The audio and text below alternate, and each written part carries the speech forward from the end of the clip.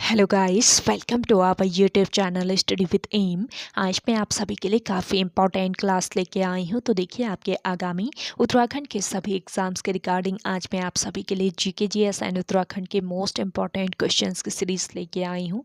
ये सीरीज़ आपके आगामी आरओ एग्ज़ाम, आगामी पुलिस भर्ती, कनिष्ठ सहायक व एसआई जैसे एग्ज़ाम्स के लिए काफ़ी इंपॉर्टेंट रहने वाली है।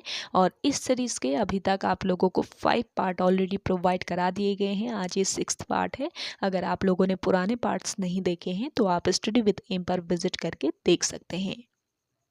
चलिए आज की सीरीज़ को स्टार्ट करते हैं। स्टार्ट करने से पहले जिन लोगों ने अभी तक हमारे YouTube channel study with M को सब्सक्राइब नहीं किया है वो सब्सक्राइब कर लें। साथ ही साथ बगल में जो बेल आइकन दिख रहा है इसे भी प्रेस कर लें ताकि हम कोई भी वीडियो डालते हैं तो उसका नोटिफिकेशन आपके पास तुरंत पहुंच जाए। आप सभी लोग हमारे टेलीग्राम ग्रुप को भी ज्वाइन कर सकते हैं। ये भी स्टडी विद एम के नाम से ही बना हुआ है और टेलीग्राम ग्रुप पर रात को 8 बजे क्विज का भी आयोजन किया जाता है। और अगर आप लोगों को इस सीरीज़ की पीडीएफ चाहिए तो वो भी आपको टेलीग्राम ग्रुप पर ही मिल जाएगी। चलिए आज की इस सीरीज़ को स्टार्ट कर लेते हैं। देखिए 100 क्वेश्चन मैं ऑलरेडी आप लोगों के साथ डिस्कस कर चुकी हूँ पुरानी सीरीज़ में। आज हम 101 से कंटिन्यू करेंगे। तो इस सीरीज़ में 101 नंबर का क्वेश्चन है आपका, डॉक्टर पीताम्बर दत्त बर्थवाल हिंदी अकादमी कहाँ स्थित है। इंपॉर्टेंट क्वेश्चन है। तो देखिए, डॉक्टर पीताम्बर दत्त बर्थवाल हिंदी अकादमी स्थित है आपके देहरादून में। ऑप्शन फर्स्ट इस क्वेश्चन का करेक्ट आंसर है। देखिए, उत्तराखंड हिंदी अकादमी की स्थापना कब हुई पूछ लिया जाए तो उत्तराखंड हिंदी अकादमी की स्थापना वर्ष 2009 में कहाँ पर हुई, देहरादून में हुई। और याद रखेंगे वर्ष 2011 से उत्तराखंड हिंदी अकादमी के नाम के आगे क्या जोड़ा गया, डॉक्टर पीताम्बर दत्त बर्थवाल नाम जोड़ा गया। पीताम्बर दत्त बर्थवाल कौन थे पूछ लिया जाए तो देखिए, डॉक्टर पीताम्बर दत्त बर्थवाल हिंदी विषय में डॉक्टरेट करने वाले राज्य के प्रथम व्यक्ति थे। और देखिए, इसी क्वेश्चन से रिलेट करके एक क्वेश्चन आपसे और पूछ लिया जा सकता है, उत्तराखंड भाषा संस्थान की स्थापना कब हुई। तो देखिए, उत्तराखंड भाषा संस्थान की स्थापना 24 फरवरी 2010 में हुई थी। ये पॉइंट नोट कर लीजिए, इंपॉर्टेंट पॉइंट है। नेक्स्ट क्वेश्चन देखेंगे, कुमाऊं के किस कवि को कविराज के नाम से जाना जाता है। तो देखिए, कविराज के नाम से जाना जाता है गंगादत्त उप्रेती को। ऑप्शन फर्स्ट इस क्वेश्चन का करेक्ट आंसर है। नेक्स्ट क्वेश्चन देखेंगे, निम्न में से किस शासक ने शेरशाह सूरी की तरह सड़कें बनवाई। तो देखिए, शेरशाह सूरी की तरह सड़कें बनवाई थी नरेंद्र शाह ने। ऑप्शन सेकेंड इस क्वेश्चन का करेक्ट आंसर है। नरेंद्र शाह ने शेरशाह सूरी की भांति अनेक सड़कों का निर्माण कराया था, इसलिए इन्हें गढ़वाल का शेरशाह सूरी कहा जाता है। अगला क्वेश्चन देखेंगे, महरोड़ी कस्तूरी मृग अनुसंधान केंद्र की स्थापना कब हुई। तो देखिए, महरोड़ी कस्तूरी मृग अनुसंधान केंद्र की स्थापना हुई थी वर्ष 1977 में। ऑप्शन थर्ड यहाँ पे आपका बिल्कुल राइट आंसर है। महरोड़ी कस्तूरी मृग अनुसंधान संस्थान की स्थापना वर्ष 1977 में की गई। कहाँ पर की गई पूछ लिया जाए तो आपको याद रखना है, बागेश्वर में इसकी स्थापना की गई थी। और कस्तूरी मृग का वैज्ञानिक नाम अगर आप लोगों से पूछ लिया जाता है तो मास्कस काइसोगास्टर, याद रखेंगे, मास्कस काइसोगास्टर इसका वैज्ञानिक नाम है। कस्तूरी मृग के संरक्षण के लिए वर्ष 1972 ईस्वी में केदारनाथ वन्यजीव विहार के अंतर्गत कस्तूरी मृग विहार की स्थापना की गई। अगला क्वेश्चन देखेंगे, शारदा नहर का निर्माण किस वर्ष किया गया। तो देखिए, शारदा नहर का निर्माण किया गया वर्ष 1928 में। ऑप्शन फोर्थ यहाँ पे आपका बिल्कुल राइट आंसर है। शारदा नहर आपके बनबसा चंपावत से निकाली गई है। याद रखेंगे, जनपद अगर आप लोगों से पूछ लिया जाता है तो चंपावत जनपद आपका करेक्ट आंसर हो जाएगा। शारदा जो नहर है चंपावत जनपद के बनबसा नामक स्थान से निकाली गई है। इसका निर्माण वर्ष 1928 में कराया गया। इस नहर से चंपावत, उधम सिंह नगर, बागेश्वर आदि जिलों में सिंचाई की जाती है। और देखिए, शारदा नहर का निर्माण किस नदी पर किया गया है पूछ लिया जा सकता है। तो शारदा नहर का निर्माण किया गया है काली नदी पर। ये ध्यान रखेंगे, शारदा नहर जो बनी हुई है ये काली नदी पर बनी हुई है। अगला क्वेश्चन देखेंगे, टिहरी गढ़वाल में ढांढक आंदोलन किससे संबंधित था? तो देखिए, ढांढक जो आंदोलन हुआ था ये टिहरी गढ़वाल में हुआ था। और किससे ये आंदोलन संबंधित था? मजदूरों से। तो ऑप्शन फर्स्ट यहाँ पे आपका बिल्कुल करेक्ट आंसर है। नेक्स्ट क्वेश्चन देखेंगे, सुदर्शन शाह का सभासार ग्रंथ किस भाषा में रचित था? तो देखिए, सुदर्शन शाह का जो सभासार ग्रंथ था ये रचित था ब्रज भाषा में। ऑप्शन फर्स्ट बिल्कुल राइट आंसर है। सुदर्शन शाह अपने आप को सूरत कवि के नाम से संबोधित करता था, याद रखेंगे, सूरत कवि कहता था ये अपने आप को।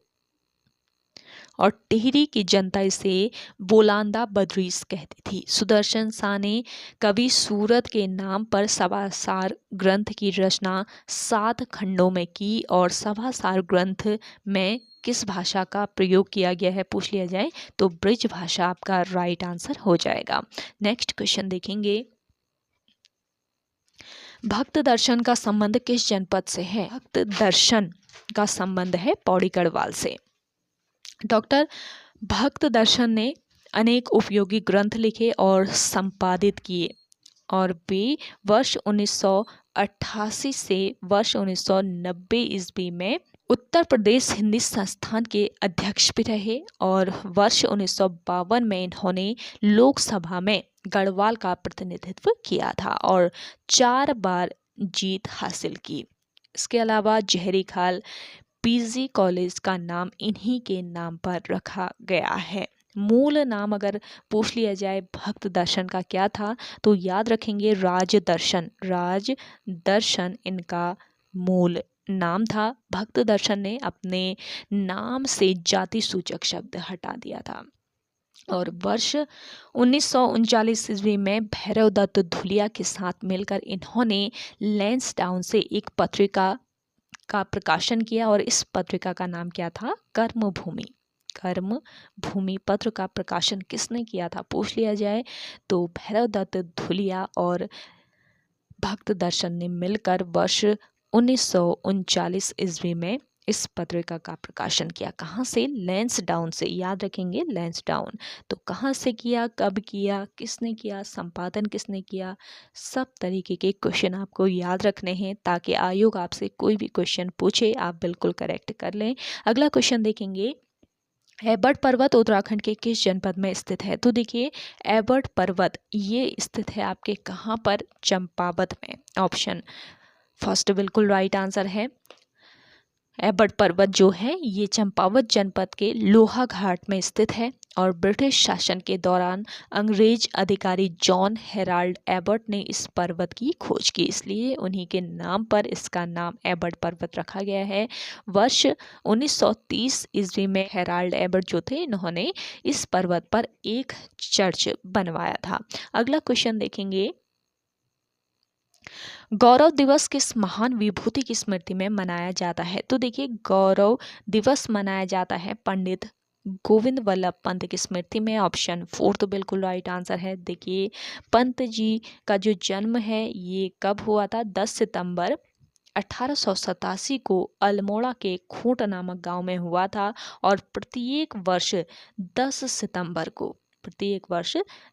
सितंबर को इन्हीं की स्मृति में गौरव दिवस मनाया जाता है। जवाहरलाल नेहरू जी ने पंत जी को हिमालय पुत्र की उपाधि दी।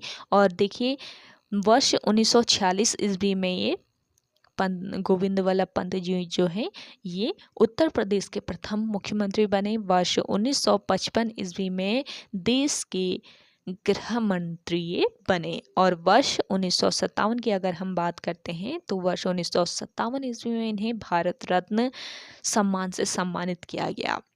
प्रेम सभा और हैप्पी क्लब की स्थापना भी गोविंद वल्लभ पंत द्वारा की गई। ये भी आपका काफ़ी महत्वपूर्ण पॉइंट है, नोट कर लीजिए। अगला क्वेश्चन देखेंगे, दामोदर घाटी परियोजना कब अस्तित्व में आई? Most important question. तो देखिए, दामोदर घाटी परियोजना अस्तित्व में आई थी वर्ष 1948 में। ऑप्शन सेकेंड बिल्कुल राइट आंसर है। दामोदर घाटी परियोजना भारत की एक प्रमुख नदी घाटी परियोजना है। और 7 जुलाई 1948 को स्वतंत्र भारत की पहली बहुउद्देशीय परियोजना के रूप में दामोदर घाटी परियोजना अस्तित्व में आई थी और यह परियोजना भारत की अधिकतर परियोजनाओं की तरह अमेरिकी टेनेंसी घाटी परियोजना पर आधारित है, जो कि जल राशि का अधिकतम प्रयोग करने के लिए बनाई गई है और इस परियोजना को दामोदर घाटी निगम द्वारा नियंत्रित किया जाता है। दामोदर घाटी परियोजना लगभग 24,235 वर्ग किलोमीटर के क्षेत्र को कवर करती है। ये पॉइंट आपका काफ़ी महत्वपूर्ण है, कितने एरिया को ये कवर करती है याद रखना है आपको। दामोदर घाटी परियोजना जो है ये लगभग 24,235 वर्ग किलोमीटर के क्षेत्र को कवर करती है और 2 राज्यों को ये लाभ देती है। कौन कौन से ये राज्य है? एक तो है आपका बिहार राज्य, दूसरा राज्य है आपका पश्चिम बंगाल। तो 2 राज्यों को लाभ पहुंचता है इस परियोजना से। नेक्स्ट क्वेश्चन देखेंगे, केंद्रीय आलू अनुसंधान संस्थान कहाँ स्थित है? देखिए, केंद्रीय आलू अनुसंधान संस्थान स्थित है आपके शिमला में। ऑप्शन फर्स्ट इस क्वेश्चन का करेक्ट आंसर है। केंद्रीय आलू अनुसंधान संस्थान शिमला के बेमलोई में है। शिमला के बेमलोई नामक स्थान पर यह संस्थान स्थित है। नेक्स्ट क्वेश्चन देखेंगे, विक्रम साराभाई अंतरिक्ष केंद्र कहाँ अवस्थित है? देखिए, विक्रम साराभाई अंतरिक्ष केंद्र ये कहाँ पर स्थित है? ये स्थित है आपके तिरुवनंतपुरम में। ऑप्शन सेकेंड इस क्वेश्चन का बिल्कुल राइट आंसर है। देखिए, विक्रम साराभाई अंतरिक्ष केंद्र इसरो का सबसे बड़ा एवं सर्वाधिक महत्वपूर्ण केंद्र है और ये तिरुवनंतपुरम में स्थित है। यहाँ पर रॉकेट प्रक्षेपण यान एवं कृत्रिम उपग्रहों का निर्माण और उनसे संबंधित तकनीकी विकास किया जाता है। उनसे संबंधित जो तकनीकी है उसका विकास यहाँ पर किया जाता है। केंद्र की शुरुआत थम्बा भूमध्य रेखीय रॉकेट प्रक्षेपण केंद्र के तौर पर वर्ष 1962 ईस्वी में हुई थी और देखिए, केंद्र का पुनः जो नामकरण है ये भारतीय अंतरिक्ष कार्यक्रम के जनक डॉक्टर विक्रम साराभाई के सम्मान में किया गया है। अगला क्वेश्चन देखेंगे, इंदिरा गांधी नहर किस राज्य में स्थित है? देखिए, इंदिरा गांधी नहर स्थित है आपके राजस्थान राज्य में। ऑप्शन फर्स्ट बिल्कुल राइट आंसर है। इंदिरा गांधी नहर राजस्थान राज्य की प्रमुख नहर है और इसका पुराना नाम क्या था? राजस्थान नहर। यह राजस्थान के उत्तर पश्चिम भाग में बहती है और इसे राजस्थान की मरु गंगा भी कहा जाता है। अगला क्वेश्चन देखेंगे, कलमकारी किस राज्य की प्रसिद्ध लोक कलाकृति है? मोस्ट इम्पॉर्टेंट आपका ये क्वेश्चन है। आप सभी को आज का ये सेशन पसंद आ रहा है तो जल्दी से लाइक कर लें। जिन लोगों ने अभी भी हमारे YouTube channel study with M को सब्सक्राइब नहीं किया है वो सब्सक्राइब कर लीजिए।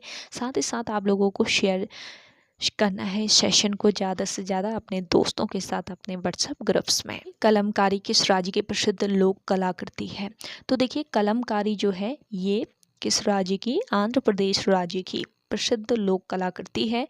ऑप्शन फोर्थ बिल्कुल राइट आंसर है। देखिए, कलमकारी आंध्र प्रदेश के अत्यंत प्राचीन लोक कला है और यह कलम की कारीगरी है। इसकी जड़ें आंध्र प्रदेश के श्रीकालाहस्ती और मछलीपुरम नामक नगरों में हैं। श्रीकालाहस्ती जो है यहाँ पर आज भी कलमकारी के लिए कलम का उपयोग होता है, जबकि मछलीपुरम में ठप्पों का चलन है।